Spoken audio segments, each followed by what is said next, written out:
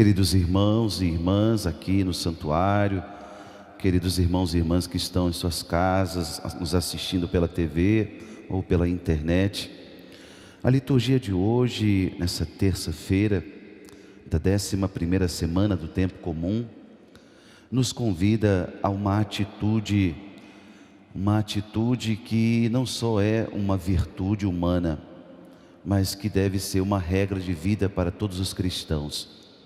A virtude da generosidade, que deve ser uma atitude constante na nossa vida. Generosidade não é dar aquilo que sobra na nossa vida para os outros. Generosidade é estar atento à necessidade do irmão. Generosidade é estar atento às necessidades dos irmãos, que podem ser de muitas maneiras. Podem ser necessidades espirituais, necessidade de um conselho, de uma ajuda, de uma motivação, necessidade de algo material, necessidade que pode ser de muitas maneiras, como eu disse, na vida de cada um de nós. Era essa generosidade que hoje São Paulo, na carta aos Coríntios, era o texto que nós ouvimos na primeira leitura, segunda carta de Paulo aos Coríntios, capítulo 8. São Paulo vai usar o exemplo de Jesus Cristo. Jesus Cristo, de rico que era, tornou-se pobre por causa de vós. E por que ele usa esse exemplo? Porque ele está incentivando a comunidade de Corinto para que seja generosa na ajuda aos irmãos que estavam passando alguma necessidade em Jerusalém. E aí ele vai reforçar essa ajuda, né? Ele vai, de forma tão bonita, ele vai dizer: queremos levar ao vosso conhecimento, né, a graça de Deus que foi concedida às igrejas da Macedônia, em meio a grandes tribulações, situações de extrema pobreza em que alguns viviam. E ele diz: e mesmo com poucos recursos, eles puderam partilhar para que os irmãos da outra comunidade não passassem necessidades. Generosidade bonita que Paulo vai escrevendo aos coríntios para que eles permaneçam tendo sempre essa mesma generosidade. E ele ainda diz: não é uma ordem que eu estou dando, mas é para testar a sinceridade da vossa caridade, do vosso amor. Porque se o nosso amor não é um amor concreto que chega às pessoas,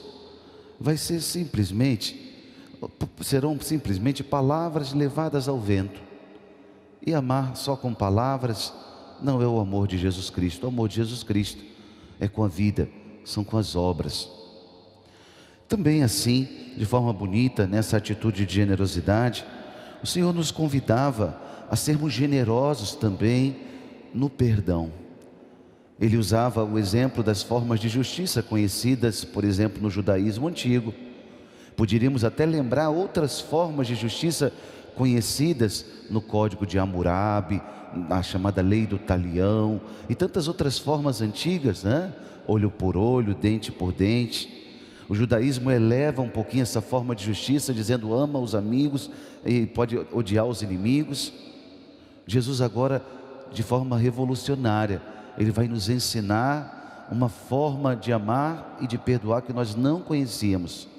É o próprio Deus mesmo vindo à terra que nos ensina a ser humanos. E vocês ouviram o que foi dito aos antigos: eu, porém, vos digo. Com essa expressão, Jesus nos mostra que Ele é o novo legislador. Ele é não só aquilo que Moisés ensinou ao povo de Israel, como legislador da Torá, da antiga lei, mas agora não. Jesus Cristo, Ele é o autor de toda a lei. E o parâmetro, agora a medida, é o projeto que o Pai tem para nós. Sede perfeitos como o vosso Pai Celeste é perfeito. Meus irmãos, como essa palavra, ela é atual e como ela se encaixa na nossa vida de todos os dias. Não estamos falando aqui de inimigos, daquela pessoa que sabe que quer atentar contra a sua vida, ou de alguma maneira, né, quer destruir os seus projetos. Não, estamos falando das situações cotidianas, daquelas situações onde alguém pensa diferente de você, onde alguém não concorda tanto com a forma que você administrou as coisas, onde as críticas, o ciúme, a inveja, ou em tantas outras formas, né? em que as pessoas podem se aproximar de nós, e nós somos chamados a viver essa experiência linda que Jesus vai nos dizendo, né? Dizendo: amai os vossos inimigos e rezai por aqueles que vos perseguem. Essa experiência do amor concreto que passa pela vida do outro. Alguns santos contemporâneos, né, chegaram a dizer que aquela pessoa difícil do meu convívio, ela é um anjo que Deus colocou no meu caminho, um anjo redentor, um anjo que pode me ajudar a caminhar na santidade, a exercer o perdão, a exercer a generosidade do perdão, e assim estarei vivendo aquilo que Deus espera de mim como filho de Deus. Eu não sei, querido, eu não sei na sua vida, como você lida, por exemplo, com as situações de perseguição, como você lida, por exemplo, com as críticas. Eu não sei como você lida, por exemplo, com situações, né, de pessoas que de alguma maneira ou de outra não concordam com aquilo que você pensa. Qual é o sentimento que vem dentro de você? Como você reage? Com vingança? Como você reage? Pensando mal daquela pessoa, desejando mal para ela? Como você reage? Guardando no coração as mágoas, e o coração vai ficando um depósito assim de coisa suja, como numa lixeira? Não é essa a atitude que Deus espera de nós. E todos os dias nós somos chamados a fazer uma faxina na nossa alma.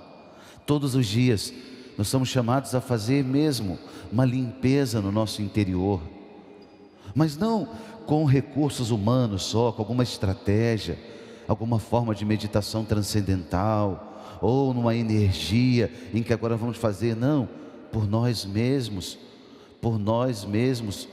Nós não seríamos capazes do perdão, mas o Espírito de Deus atuando em nós, Ele libera em nós essa graça. Por isso, cada um aqui, meus irmãos, vocês que estão aqui no santuário, aqueles que estão em casa, hoje vamos pedir essa graça ao Espírito Santo. O Espírito Santo venha nos dar esse fluir, o fluir de um perdão sincero. Sim, porque essa também é uma forma de generosidade. Generosidade não é só dar algo a alguém, mas é dar-se. Quantas pessoas talvez hoje estejam precisando do nosso perdão? Quantas pessoas hoje talvez estejam precisando da nossa oração de perdão?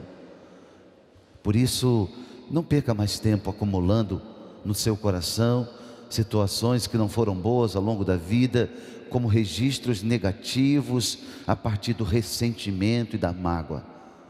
Sempre dizemos que ressentir é sentir de novo algo que já passou. Ressentir é dar direito àquele que me ofendeu, ao agressor, me agredir hoje novamente. É trazer nos dias do calendário algo que já passou e atualizá-lo isso, como que fazendo sangrar de novo algo que já doeu uma vez e não tem necessidade de ficar doendo a vida inteira. Peça ajuda ao Espírito Santo, peça ajuda ao Senhor nessa manhã já. Nessa manhã diga: Senhor, eu não quero mais caminhar com essa mágoa, eu não quero mais caminhar, eu quero rezar por essas pessoas. Talvez você se lembre, e quando a gente vai falando de perdão, quantas coisas vêm na nossa cabeça, né? Quantas memórias nos vêm à tona e lembramos: puxa vida, como eu podia ter feito isso antes. E é tão bom caminhar na liberdade, né? É tão bom ter o coração livre. É tão bom ter o coração que Deus espera de nós, coração livre. Pois é isso que o Senhor nessa liturgia quer insistir conosco. O plano que Ele tem para nós não é um plano terreno, não é um plano meramente humano, é um plano divino para vivermos já nesse mundo o reino de Deus aqui. E isso, Jesus termina o Evangelho de hoje perguntando para nós: olha, se vocês amam só aqueles que amam vocês, que recompensa terão? Que recompensa? Até os pagãos fazem a mesma coisa. Ora, vocês têm algo maior, algo que é extraordinário, que é a beleza da fé, que é o poder da fé, que é a graça a partir da fé de fazer esse extraordinário, que é ser generoso com o coração. Que, meus irmãos e minhas irmãs, vamos pedir ao Senhor essa graça, que nós cantamos isso no salmo de hoje, né, como um louvor. Bendize, ó minha alma, ao Senhor, bendize. E muitas vezes devemos dizer isso, bendize, né? Bendize porque o Senhor, dizia aqui o salmista, né? Ele dá alimento aos famintos, mas sobretudo Ele é aquele que liberta os cativos. E nenhuma cadeia de morte pode mais aprisionar o nosso coração. Nós não fomos feitos para cadeias, nós fomos feitos para a liberdade. Foi para isso que o Senhor nos fez, nesse mundo maravilhoso em que o Senhor nos colocou. Então, buscando esse auxílio de Deus, que nossa mãe, a Virgem de Guadalupe, guarde a cada um de nós aqui nesse santuário, e guarde a você de casa que está participando conosco, assistindo essa celebração. Que a Virgem de Guadalupe também te ensine o caminho da misericórdia, o caminho do perdão, o caminho do encontro com o seu Filho Jesus. Louvado seja nosso Senhor Jesus Cristo. Para sempre seja louvado.